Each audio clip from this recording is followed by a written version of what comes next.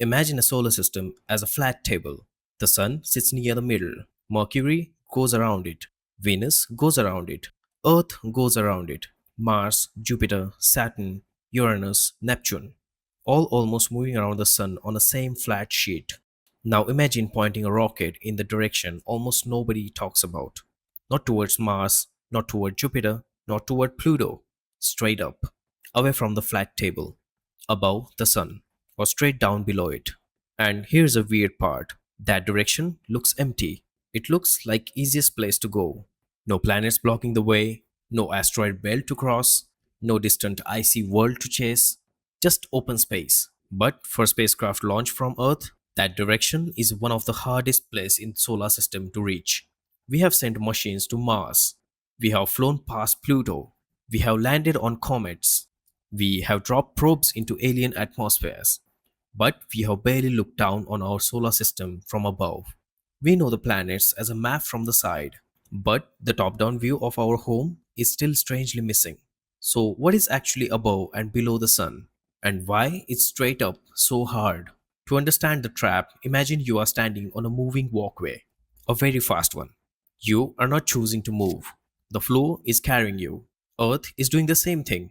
Right now, while you are sitting still, Earth is racing around the sun at about 30 kilometers per second. That means you, your chair, your city, and every rocket on Earth already have a huge sideways speed. Every launch starts with that sideways motion. Most of the time, this is useful. To reach Mars, a spacecraft does not start from zero. It already has Earth's speed around the sun. Mission planners can use that motion, adjust it, and send the spacecraft into a new path.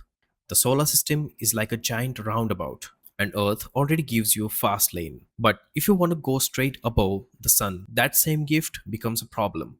Because you're not just trying to climb, you are trying to stop going sideways. The rocket launched from Earth is already sliding around the sun with Earth. To leave the planet plane directly, it has to fight that inherited sideways motion. It is like trying to jump straight upward from the speeding carousel. You can jump, but the carousel still throws you sideways. Spacecraft have this problem too.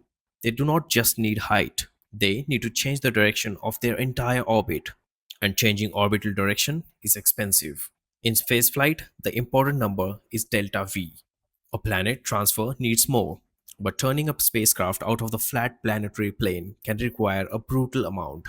That is why reaching something very far away in the same plane can be easier than reaching something much closer above the sun. Distance is not the only thing that matters. Direction matters, momentum matters. The solar system is not just big, it's moving. And because everything is already moving mostly sideways, the planets form a kind of invisible speed trap. We can travel around the table, but leaving the table is hard. This flat table has a real name. It is called the ecliptic plane. It is the broad plane in which Earth orbits the Sun. Most of the major planets stay close to it. Not perfectly, but close enough that from far away, the solar system would look less like a swarm and more like a very thin disk. So when we ask what is above and below Sun, we are really asking what lies over the Sun's north and south poles. And what does the solar system looks like from outside its own flat disk? The first answer is simple. The sun's poles are there. But that simple answer hides a ridiculous fact. For most of the space history, we saw the sun mostly from the side. Earth orbits near the sun's equator, so our telescopes naturally look at the sun from around that level. That is trying to understand a spinning ball by only staring at its waist.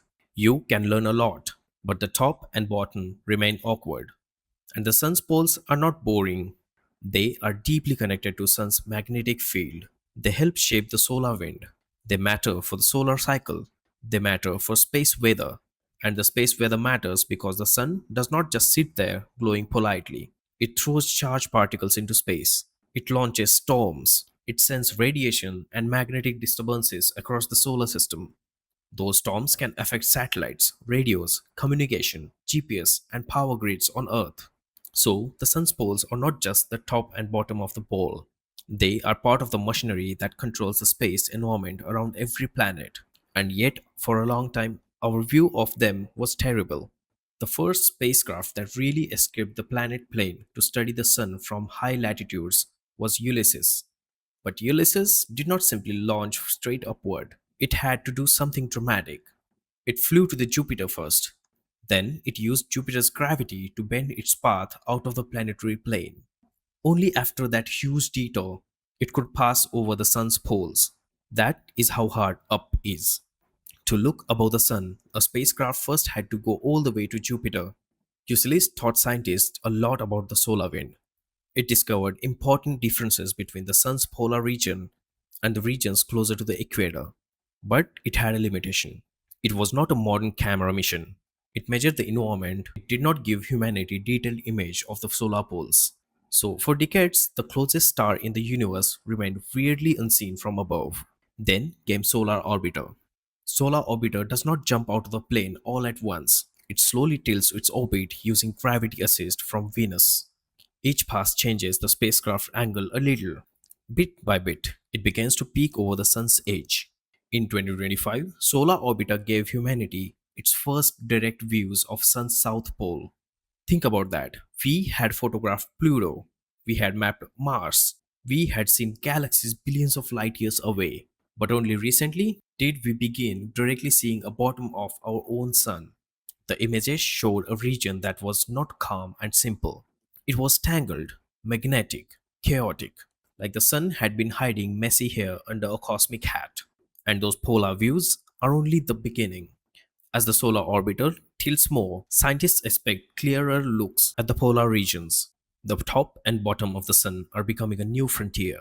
But the sun's poles are not the only thing above and below the solar system. There's also a space above the planetary disk itself, and that space may be much cleaner than the space we live in. Earth orbits inside a dusty plane. Tiny grains from the comets and asteroids drift around the sun. This dust scatters sunlight. Under dark skies, you can sometimes see this as a faint triangular glow after sunset or before sunrise. It is called zodiacal light. It looks like a ghosty cone rising from the horizon. That glow is not magic. It is a sunlight bouncing off dust in the solar system's flat plane. We live inside a dusty disk. Our telescopes look through it. Our view of a faint things is partly contaminated by it. But spacecraft that climbs far above the ecliptic plane could rise out of that dust. From there, the solar system might look cleaner, darker, less hazy. A telescope up there could look at the universe with less local dust in our way. It could search for faint signals that are harder to see from inside the disk. It could study a glow of the early universe. It could look at the tiny hints from distant planetary systems. Above the sun, it's not empty. It may be one of the best viewing platforms we have never built. And then there is the biggest thing of all, our bubble. The sun does not only shine light, it constantly blows particles outward. This stream is called solar wind. It spreads past the planets and pushes against the material between stars. That creates a giant protective region around the solar system called the heliosphere. You can imagine it like a bubble made by the sun. Inside the bubble, the sun dominates. Outside it, interstellar space begins to take over. This bubble helps shield the planets from some cosmic rays. It is a part of the reason the space around Earth is not the same as raw galactic space. But here is the embarrassing part. We do not fully know what our own bubble looks like. For a long time, people imagined like a comet, rounded in front, long tail behind, like the solar system was moving through the galaxy with a windsock tailing after it.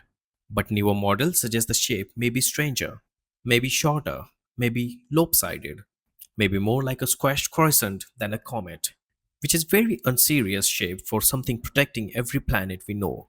The problem is that we live inside it. Trying to understand the heliosphere from Earth is trying to understand the shape of your house while standing in one room with lights off.